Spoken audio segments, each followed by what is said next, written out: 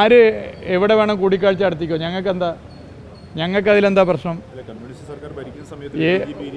ഉദ്യോഗസ്ഥർ എന്തിന് കൂടിക്കാഴ്ച നടത്തി, ഏതിന് കൂടിക്കാഴ്ച നടത്തി എന്നൊക്കെ അവർ ബന്ധപ്പെട്ട ഇടങ്ങളിൽ പറയട്ടെ. ഞങ്ങളുടെ നിലപാടാണ് ഇതിനെ കൂട്ടിക്കഴക്കാൻ ശ്രമിക്കുന്നത്. അത് വളരെ ബോധപൂർവമാണ്. കേരളത്തിലെ CPIMൻ്റെ നേതൃത്വം, പ്രത്യേകിച്ച് മുഖ്യമന്ത്രി ഉൾപ്പെടെ മോശമാണെന്ന് ചിത്രീകരിക്കാനുള്ള വളരെ ബോധപൂർവമായ ശ്രമമാണ്. ഇന്ന് പിണറായി വിജയനെ ഇത്തരത്തിൽ ആക്രമിക്കുന്നതിൻ്റെ പിന്നിൽ കൃത്യമായ രാഷ്ട്രീയ താല്പര്യമുണ്ട്. കേരളത്തിൻ്റെ ചരിത്രത്തിലാദ്യമായി ഇടതുപക്ഷ തുടർഭരണത്തിന് നേതൃത്വം കൊടുത്തത് സഖാവ് പിണറായി വിജയനാണ്.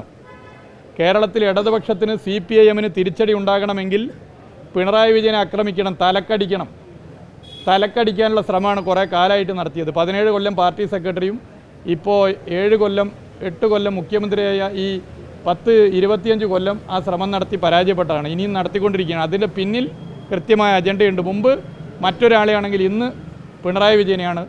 അത് കൃത്യമായ രാഷ്ട്രീയ ലക്ഷ്യമാണത് ഞങ്ങൾ മനസ്സിലാക്കുന്നുണ്ട്.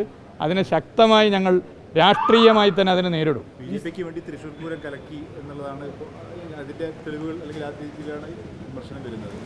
BJPക്ക് വേണ്ടി തൃശ്ശൂരിൽ വോട്ട് ചോർത്തിയതും മറച്ചതും ഉള്ളതിൻ്റെ അച്ചടക്ക നടപടിയുടെ വിവരം അവർ പുറത്തുവിടട്ടെ. എന്നിട്ട് ഈ ആരോപണം ഉന്നയിക്കട്ടെ. എത്രയെത്ര കോൺഗ്രസ് നേതാക്കന്മാർ BJPക്ക് വോട്ട് മറച്ചു. അതിൻ്റെ ഭാഗമായി കോൺഗ്രസിൽ തൃശ്ശൂരിലുണ്ടായ പൊട്ടിത്തെറി, വോട്ടിൻ്റെ കണക്ക് നമുക്കൊക്കെ കാണാമല്ലോ. വോട്ടിൻ്റെ കണക്കിൽ എവിടെ പോയി കോൺഗ്രസിൻ്റെ വോട്ട്? തൃശ്ശൂരിലെ കോൺഗ്രസിൻ്റെ വോട്ട് താമര ചിഹ്നത്തിന് ചെയ്തില്ലേ?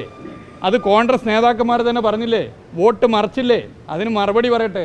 അതിന് മറുപടി ഇല്ലാതെ ഏതെങ്കിലും പറഞ്ഞ് ഞങ്ങളേറെ വന്നിട്ട് കാര്യമില്ല. ജനങ്ങൾക്ക് കൃത്യമായിട്ട് അറിയാം, ഏത് മതവർഗീയ നിലപാടുകളെയും അതിശക്തമായി സ്വന്തം ജീവൻ ഉൾപ്പെടെ പോയാലും ചെറുത്തു തോൽപ്പിക്കുന്നവരാണ് CPIMൻ്റെ ഇടതുപക്ഷ പ്രസ്ഥാനത്തിൻ്റെ പ്രവർത്തകരെന്നുള്ളത് ജനങ്ങൾക്കറിയാം.